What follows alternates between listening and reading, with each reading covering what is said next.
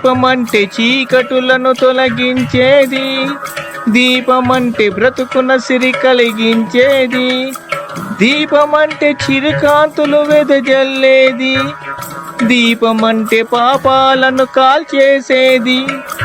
సూర్యుడొక్క దీపం, ఆ చంద్రుడొక్క దీపం, మన తనువును ఆడించే ప్రాణమొక్క దీపం. సూర్యుడొక్క దీపం, ఆ చంద్రుడొక్క దీపం, మన తనువును ఆడించే ప్రాణమొక్క దీపం. దీపమంటే చీకటులను తొలగించేది, దీపమంటే బ్రతుకున సిరి కలిగించేది. జ్ఞానమొక్క దీపం, ఆ ధ్యానమొక్క దీపం, మన కర్మను మోసేటి కాలమైన కవనం. జ్ఞానమొక్క దీపం, ఆ ధ్యానమొక్క దీపం, మన కర్మను మోసేటి కాలమైన కవనం. దీపమంటే చిరుకాంతులు వెదజల్లేది, దీపమంటే పాపాలను కాల్చేసేది. దీపమంటే జ్ఞానం రా, దీపమంటే యోగం రా, దీపమంటే సమరం రా, దీపమంటే అమరం రా. దీపమంటే జ్ఞానం రా, దీపమంటే యోగం రా, దీపమంటే సమరం రా, దీపమంటే అమరం రా. దీపమంటే తరతరాల మూలధనం రా, దీపమంటే జీవన భృతి ప్రాణస్వరం రా. కన్నీటిని కాల్చేటి అగ్నిగుణం రా, కష్టాలను కడదేర్చే అగ్నిస్వరం రా. దీపం దీపం దీపం దీపం దీపం దీపం దీపం దీపం. నమః శివాయ, నమః శివాయ, నమః శివాయ.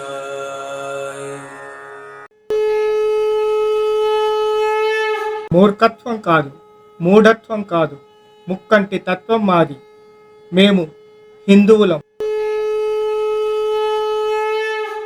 తనకంటూ ఒక సొంత ఇల్లు, ఆకర్షణీయమైన అనుభూతిని ప్రసాదించే ఒక అద్భుతం కావాలని ప్రతి ఒక్కరూ అనుకుంటారు.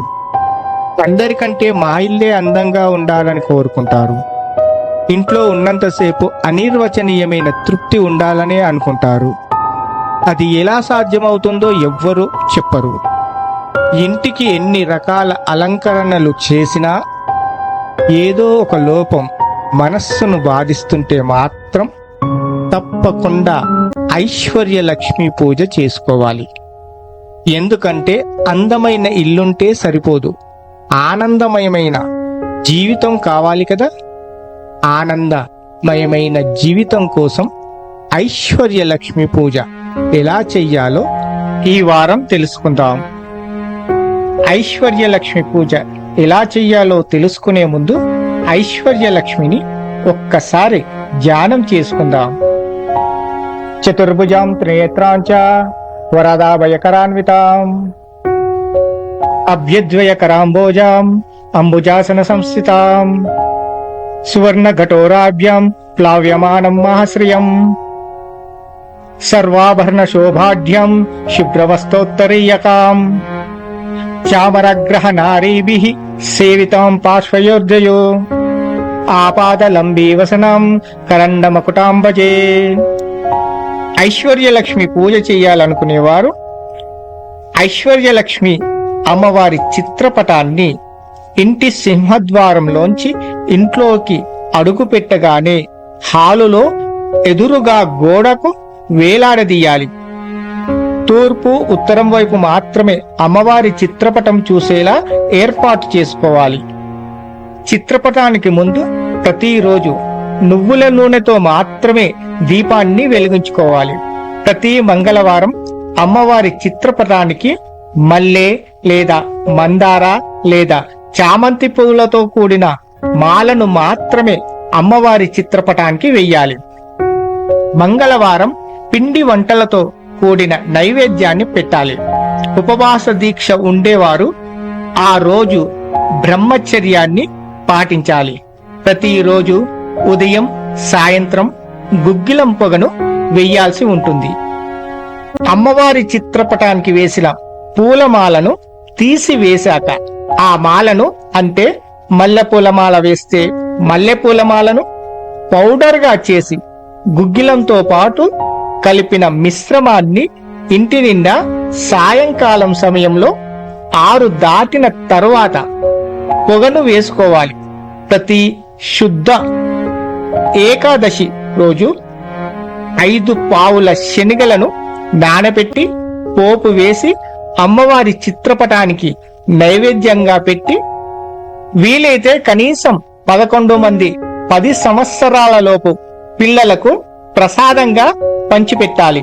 ఇలా చేసినట్లయితే ఆ ఇంట్లో ఐశ్వర్యం దినదినాభివృద్ధి చెందుతుంది, మనశ్శాంతి లభిస్తుంది, దృష్టి దోష నివారణ వలన కలిగే బాధలు తొలగిపోతాయి.